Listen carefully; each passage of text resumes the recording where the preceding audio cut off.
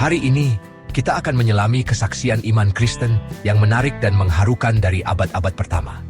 Ini tentang surat kepada Diognetus, yang ditulis sekitar abad kedua kepada seorang non-Kristen yang ingin tahu dan ingin memahami apa yang membuat orang Kristen begitu berbeda. Aspek yang mungkin paling mengharukan dari surat ini terletak pada keabadiannya, karena Kristus adalah sama kemarin, hari ini, dan selamanya. Gerejanya adalah komunitas yang hidup, yang diberi makan oleh darahnya, dan menunjukkan kepada kita bahwa meskipun kita berbuat salah, Tuhan menunjukkan kasih-Nya dengan cara yang sama selama berabad-abad. Oleh karena itu, saya mengajak Anda untuk menikmati kesaksian berharga ini dari 18 abad yang lalu. Diognetus yang terhormat, saya lihat Anda tertarik dengan agama Kristen, dan Anda bertanya-tanya dari mana datangnya rasa hormat ini kepada Tuhan yang tidak Anda lihat. Mengapa mereka tidak takut mati? Dan mengapa mereka tidak menganggap mereka yang disebut dewa oleh orang Yunani sebagai dewa?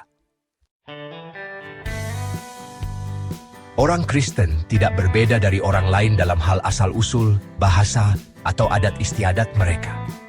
Mereka tidak tinggal di kota-kota mereka sendiri, tidak menggunakan bahasa mereka sendiri, dan tidak menjalani gaya hidup yang aneh. Mereka tidak mengikuti ajaran manusia atau takhayul lain yang berasal dari tradisi manusia. Mereka tinggal di kota-kota Yunani dan barbar, seperti yang ditakdirkan bagi setiap orang, dan menyesuaikan diri dengan kebiasaan penduduk setempat, baik dalam hal pakaian, makanan, atau aspek kehidupan sehari-hari lainnya. Namun, mereka menunjukkan gaya hidup yang luar biasa dan, dalam beberapa hal, paradoks. Mereka tinggal di tanah air mereka, tetapi seperti orang asing, berpartisipasi dalam segala hal seperti warga negara, dan menanggung segala sesuatu seperti pendatang. Setiap negeri asing adalah tanah air mereka, dan setiap tanah air adalah asing bagi mereka. Mereka menikah dan memiliki anak, tetapi tidak meninggalkan anak-anak mereka. Mereka berbagi meja, tetapi tidak tempat tidur. Mereka berada dalam daging, tetapi tidak hidup menurut daging. Waktu mereka dihabiskan di bumi, tetapi mereka adalah warga surga. Mereka menaati hukum yang berlaku, tetapi dengan hidup mereka, mereka melampauinya. Mereka menaati hukum yang berlaku, tetapi dengan hidup mereka, mereka melampauinya. Mereka mengasihi semua orang dan dianiaya oleh semua orang. Mereka tidak dikenal dan dihukum. Mereka dibunuh dan mendapatkan hidup. Mereka miskin dan membuat banyak orang kaya. Mereka kekurangan segalanya dan memiliki segalanya dengan berlimpah. Mereka dihina, dan dalam penghinaan mereka, mereka dihormati. Mereka dikutuk dan diberkati. Mereka dihina dan memberi hormat. Mereka berbuat baik dan dihukum seperti penjahat. Ketika mereka dihukum, mereka bersukacita seolah-olah mereka dihidupkan kembali. Orang Yahudi melawan mereka seperti orang asing, dan orang Yunani menganiaya mereka, tetapi tidak seorang pun dapat menjelaskan alasan permusuhan mereka. Singkatnya, seperti jiwa di dalam tubuh, begitulah orang Kristen di dunia. Jiwa tersebar di seluruh anggota tubuh, dan orang Kristen berada di kota-kota dunia.